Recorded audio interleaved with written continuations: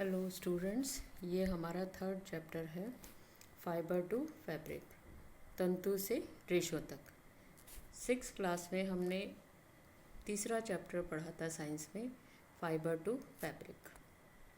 Seventh class में भी हमारा चैप्टर फाइबर टू फैब्रिक ही है, लेकिन अगर हम कंपेयर करें, सिक्स क्लास में हमने पढ़े थे प्लांट फाइबर्स जो हमें प्राप्त होते थे बीज के ऊपर बालों से जैसे कॉटन, तने के ऊपर तंतु से जैसे जूट, और हस्क फाइबर नारियल के रेशे। सेवन्थ क्लास में हमारा टॉपिक अपग्रेड हुआ है और हमारा टॉपिक है एनिमल फाइबर्स, जो मिलते हैं हमें वूल्स के रूप में, ऊन के रूप में, जो कि जंतुओं के बालों से प्राप्त होते हैं, या सिल्क वॉर्म के लार के रूप में हमें सिल्क धागा प्राप्त होता है। कॉटन आपने शायद अपने खेतों में देखा हो, रुई जिसे हम साधारण सी भाषा में रुई या कपास कहते हैं। जूट हमें जो किसानों के यहाँ सबसे ज़्यादा इस्तेमाल होता है वो बोरों के रूप में होता है, हमारे यहाँ पैदा नहीं होता है। असम में सबसे ज़्यादा पैदावार इसकी होती है। वूल सभी जानते होंगे, आप लोगों ने सबने सर्दियों में वूल के स्वेटर, वूल की जर्सियाँ, ऊन के दस्ताने, ऊन की टोपियाँ, ऊन के मोजे पहने हैं। सिल्क हमारा फाइबर है जो सिल्क वर्म से प्राप्त होता है। छोटे छोटे ककून जिसे हम कहते हैं उसके ऊपर लिपटा हुआ होता है। वास्तव में ये सिल्क वर्म के लार से निकलता है। लेकिन दोनों रेशों में एक बात कॉमन है, दोनों ही रेशे प्रोटीन के बने हुए हैं।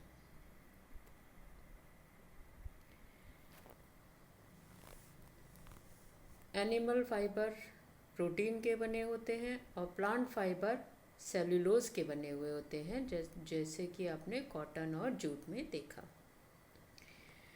एनिमल फाइबर सबसे ज़्यादा जो प्राप्त किए जाते हैं वो शीप से और सिल्क से प्राप्त करे जाते हैं। जितने भी वूल देने वाले, ऊन देने वाले जंतु हैं, उनके शरीर पर बहुत सारे बाल होते हैं। अब बालों का इन जंतुओं को क्या फ़ायदा है? बाल बहुत सारी हवा अपने अंदर रोक लेता है। अब क्योंकि हवा ऊष्मा का कुचालक है, तो ये हवा जानवर के शरीर की गर्मी को बाहर नहीं जाने देती, जिससे जानवर ठंड से बचा रहता है। जितने भी शीप के बाल पाए जाते हैं, हम उन्हें दो कैटेगरीज में बांट जाते हैं। रफ खुरदरे दाढ़ी के बाल और स्किन में पाए जाने वाले सॉफ्ट हेयर्स, जिनका इस्तेमाल हम ऊन बनाने के लिए करते हैं। दाढ़ी के बालों का हम इस्तेमाल ऊन बनाने के लिए नहीं कर सकते, क्योंकि उनकी क्वालिटी अच्छी नहीं होती है। तो जो स्किन पर सॉफ्ट हेयर पाए जाते हैं, उनको हम इस्तेमाल करेंगे ऊन बनाने के लिए। एक और टर्म आती है भेड़ पालन में, वर्णनात्मक प्रजनन। अब हम हर किसी भेड़ को नहीं पाल सकते। हम ऐसी भेड़ सेलेक्ट करना चाहेंगे जिसके बालों की क्वालिटी बहुत अच्छी हो और उसके शरीर पर हार्ड हेयर या तो बहुत कम हो या ना हो। तो इस प्रक्रिया को हम सेलेक्टिव ब्रीडिंग या वर्णात्मक प्रजनन कहते हैं। बहुत सारी शीप की वैरायटीज़ पाई जाती हैं। जैसे अब आम का सीज़न चल रहा है, आप देख रहे होंगे कि बाज़ार में बहुत सारे आम की वैरायटी मिलती हैं।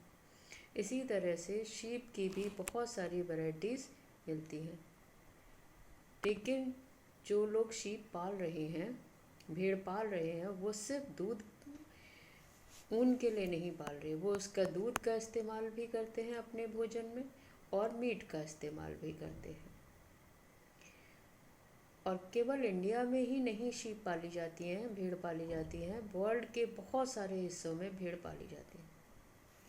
एक और देखने वाली बात है कि सिर्फ भेड़ ही ऊन के लिए नहीं पाली जाती, कुछ बकरियों की प्रजातियां वैराइटीज़ हैं जो भेड़ ऊन के लिए पाली जाती हैं। जैसे अंगोरा नाम की जो वूल है वो अंगोरा गोट होती हैं जम्मू कश्मीर में, उनसे मिलती है, बहुत सॉफ्ट होती है। पश्मीना वूल जो होती है वो भी गोट से ही मिलती है। तिब्बत और लद्दाख में क्योंकि भेड़ नहीं पाली जा सकती, वहाँ पर याक पाले जाते हैं और उनकी बालों को भी ऊन के लिए इस्तेमाल किया जाता है। अल्पेका और लामा साउथ अमेरिका में पाले जाते हैं, वो भी वूल देते हैं। इवन कैमल या ऊंट, वो भी ऊन प्राप्त करने के लिए इस्तेमाल किया जाता है। ये कुछ वैराइटीज़ हैं जो हमारे देश में बहुत कॉमन है। लोही, मारवाड़ी, नाली, रामपुर बुशायर, सभी भेड़ों की वैराइटीज़ हैं और ये इनसे ऊन प्राप्त की जाती है। बकरवाल, पाटनवाड़ी। अब आपका असाइनमेंट ये है कि आप इनको फाइंड आउट करोगे कि ये भारत के कौन से हिस्सों में पाली जाती हैं और इनकी भेड़ों की जो ऊन है उसकी हर एक की क्या खास बात है या अलग अलग क्वालिटी इन भेड़ों में क्या है। तो क्वेश्चन है आपका कि आप इन भेड़ों की वैराइटीज़ पता करेंगे जो 6 आपको दिखाई हैं कि इंडिया में कहाँ कहाँ पाली जाती हैं, और दूसरा इन भेड़ों की ऊनों की क्या क्वालिटी है। ये तो रहा हमारे भारत की बात। अगर हम विश्व की बात करें तो और भी जानवर हमारे पास हैं जिन्हें ऊन प्राप्त करें, जैसे लामा, अल्पेका, कैमल, ऊँट, याक। अगेन आपका दूसरा क्वेश्चन है कि आप इन जानवरों को पता करोगे कि विश्व के किन किन हिस्सों में पाए जाते हैं और इनकी ऊन की खास क्वालिटी क्या है। 2 क्वेश्चंस आपके इस टॉपिक से हैं। अगर हम भेड़ों के भोजन की बात करें तो क्योंकि भेड़ शाकाहारी जानवर है तो जाहिर है घास और पत्तियां तो खाएगा ही। अब क्योंकि बाल प्रोटीन के बने हुए होते हैं तो हमें स्पेशली इनके भोजन में दालें, मक्का, ज्वार, खली और मिनरल्स देने पड़ते हैं ताकि इनके बालों की क्वालिटी अच्छी हो जाए। जैसे हमें भी, आप लोगों को भी कहा जाता है कि बाल अगर अच्छे करने हैं तो प्रोटीन खाना चाहिए। तो प्रोटीन में हमारे लिए दाल है, मीट है, अंडे हैं। सिमिलरली जानवरों, शीप को भी बालों की क्वालिटी अच्छी करने के लिए उन्हें दालें दी जाती है।